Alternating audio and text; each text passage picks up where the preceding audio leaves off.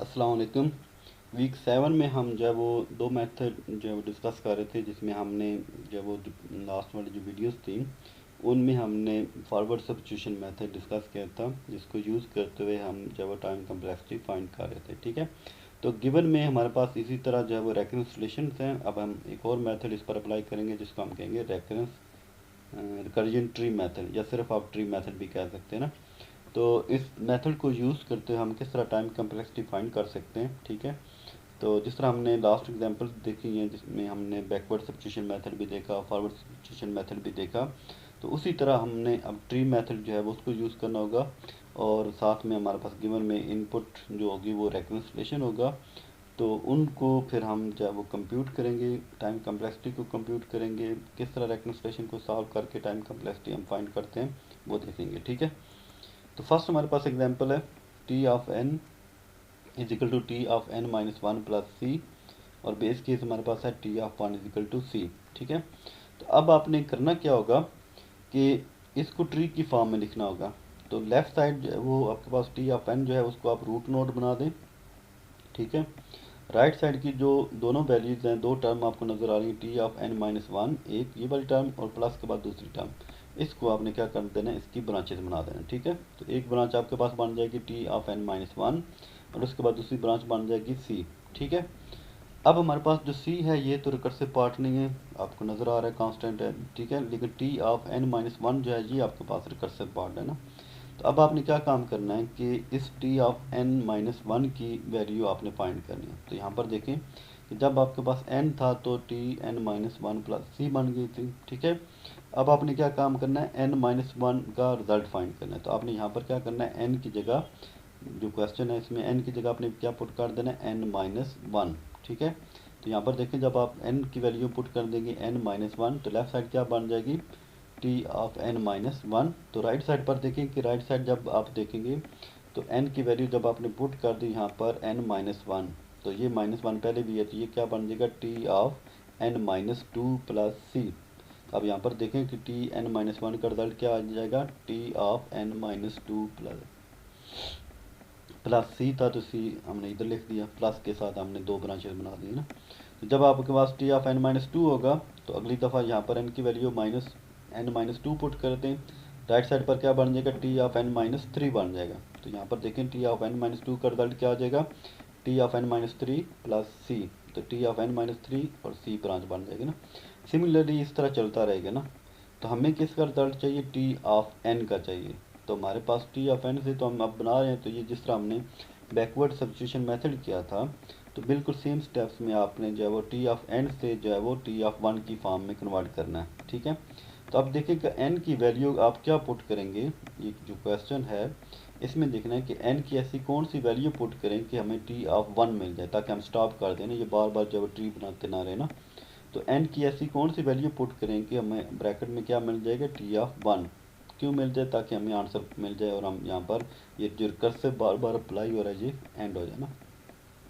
तो हमने देखा कि टी ऑफ एन में से एन माइनस वन अगर आप माइनस करें, एन माइनस वन, ठीक है, तो यहाँ पर देखिए एन माइनस वन पुट किया, एन माइनस टू पुट किया, थ्री पुट किया, फोर पुट किया, फाइव पुट किया, सिक्स पुट करेंगे, तो ये पुट करते करते आपने माइनस क्या वैल्यू पुट कर दी, एन माइनस वन। तो जब इस ब्रैकेट को सॉल्व करेंगे तो हमारे पास क्या आंसर आ जाएगा, टी वन बन जाएगा ना। ठीक है, तो टी ऑफ वन का आंसर हमें पता है सी। ठीक है, तो उससे पिछले स्टेप का हमारे पास सी आ गया, फिर इसी तरह जी सी सी सारे है ना। तो अब देखें जो रिकर्सिव ब्रांच थी वो खत्म होकर टी ऑफ वन पर आके स्टॉप होगी। अब हमारे पास सारे के सारे सी रह गए ना, तो वन से लेकर एंड तक हमारे पास सी है। तो जब हमारे पास नोड यहाँ पर वन था तो फिर भी सी हमें मिल गया, जब हमारे पास एन था फिर भी सी मिल जाएगा। इसका मतलब है वन से लेकर एन तक हमारे पास सी है ना। तो टोटल आंसर हमारे पास क्या बन जाएगा, T of n is equal to n c. ठीक है, तो टी ऑफ एन हमारे पास क्या आंसर आ जाएगा, एन सी। अगर हम इन सब सी को काउंट करेंगे तो हमारे पास कितने सी बन जाएंगे, एन सी। बिगो की फॉर्म में लिखेंगे तो हमारे पास बिगो ऑफ एन बन जाएगा। ठीक है, सिमिलरली हमारे पास जो है वो एग्जाम्पल नंबर टू देखें, इसमें हमने क्वेश्चन लिखा T of n is equal to two time T of n minus one plus c. ठीक है, और बेस केस को होना T of one is equal to c. तो जब आपने ये वाला क्वेश्चन था तो इसको आपने जब वो टी ऑफ एन को रूट नोड बना दिया, और जो आपके पास प्लस के साथ सेपरेट हो रहे थे उसको आपने जब उसकी ब्रांचेस बना दी ना, ठीक है, दो ब्रांचेस बन गई, दो टर्म थी राइट साइड पर। तो अगर ज़्यादा भी टर्म होंगी तो जितनी टर्म होंगी प्लस सिंबल के साथ उतनी आपने यहाँ पर ब्रांचेस बनानी है। अगर दो हैं तो दो बन गई, तीन है तो तीन बन जाएंगी, चार होंगी तो चार बन जाएंगी ना, ठीक है। अब देखें जब टी ऑफ एन था तो हमारे पास आंसर था 2 time T of n minus one c. अब आपने क्या काम करना है कि T of n minus c ये रिकर्सिव केस है, तो इसका आंसर पहले फाइंड करना है, फिर उस आंसर को आपने 2 से मल्टीप्लाई करना है ना, ठीक है। अब देखिए हमारे पास क्वेश्चन ये वाला है, T of n is equal to 2 time T n minus one plus c, ठीक है। तो हमें अब इस T of n minus one का आंसर पहले चाहिए ना, तो अभी ये स्टार्ट वाला 2 जो है वो इसको इग्नोर अभी रहने दे या लिख भी दें, ठीक है। 2 आपने क्या काम करना है कि इस n की जगह क्या पुट कर दिया, n माइनस वन पुट कर दिया। अब ये 2 जो स्टार्ट में आ रहा है इसको भी इग्नोर रहने देना, तो सिर्फ आप इसको देखें T of n minus one आपने n की जगह पुट कर दिया। क्वेश्चन में भी आपने क्या कर दिया, क्वेश्चन में 2 था तो 2 ये ब्रैकेट वाला देखें अभी 2, उसके बाद t क्वेश्चन वाला, उसके बाद इस n की जगह आपने n माइनस वन पुट कर दिया, ठीक है। तो n माइनस वन पुट करेंगे तो ये वाला माइनस मिलकर क्या बन जाएगा n माइनस टू प्लस ये वाला सी आ गया ना, तो ये ब्रैकेट में लिख लिया ना, ठीक है। ये किसका आंसर होगा, ये सिर्फ T of n minus one का आंसर है, ठीक है। तो जब आपने हमारी रिक्वायरमेंट में क्या था, यहाँ पर कोफिशिएंट भी 2 आपको नजर आ रहा है, तो ये 2 दोनों साइड पर आपने मल्टीप्लाई कर दिया, यहाँ पर भी 2 मल्टीप्लाई कर दिया, यहाँ पर भी 2 मल्टीप्लाई कर दिया, ठीक है। तो ओवरऑल ब्रैकेट के साथ जब ये मल्टीप्लाई होगा तो 2 और 2 क्या बन जाएगा 4, आगे टी, फिर उसके बाद ब्रैकेट में n माइनस टू, उसी तरह प्लस ये c जो था इसके साथ भी मल्टीप्लाई हो जाएगा, 2c बन जाएगा ना। अब ये आंसर हमारे पास बन गया 2 time T n minus one, इसका आंसर क्या मिल जाएगा 4 time T n minus two plus 2c, ठीक है। तो अब इसकी आपने दो ब्रांचेस बना दी, 4 time T n minus two plus 2c, इसको ब्रांच में लिख दिया ना, ठीक है। सिमिलरली आपने क्या काम करना है कि T of n minus two 4 time T of n minus two, इसका आंसर फाइंड करना है। तो इसका आंसर क्या बन जाएगा, यहाँ पर देखें जब इधर 2 था तो इधर 4 हो गया, ठीक है। इधर n माइनस वन था तो n माइनस टू बन गया, और लास्ट में 2c यानी कि जो बाइट कोफिशिएंट था उससे c के साथ मल्टीप्लाई कर देना। तो यहाँ पर हमारे पास जब 4 था तो c कितने बन जाएंगे 4c, यहाँ पर n माइनस टू था तो एक और माइनस वन ये वाला हो जाएगा, लास्ट में ऐड होगा तो क्या बन जाएगा n माइनस थ्री, और कोफिशिएंट हमारे पास जो है वो 4 टाइम 8 बन जाएगा। तो इसी तरह आपने जो है वो जिस तरह ये मैंने वैल्यू फाइंड की है तो इस तरह आपने फाइंड कर लेनी है 4 time T n minus two, तो इसका रिजल्ट आपको मिल जाएगा 8 time T of n minus three, और इधर क्या रिजल्ट आ जाएगा 4c आ जाएगा, ठीक है। अब ये इसी तरह रिकर्सिव में पुट करते रहेंगे तो ये ट्री बनता रहेगा। तो हमने क्या करना है, इसको स्टॉप करना है। तो जिस तरह हमने पहले स्टॉप किया था कि हमें टी ऑफ वन का आंसर चाहिए, तो हमने एन की वैल्यू क्या पुट, एन में से ऐसी कौन सी वैल्यू माइनस करेंगे कि यहाँ पर जो हमारे पास वन आ जाए ना। तो सेम केस है कि हमने यहाँ पर टी ऑफ एन में से एन माइनस वन पुट कर दिया, यानी कि minus n minus one put कर दिया ना।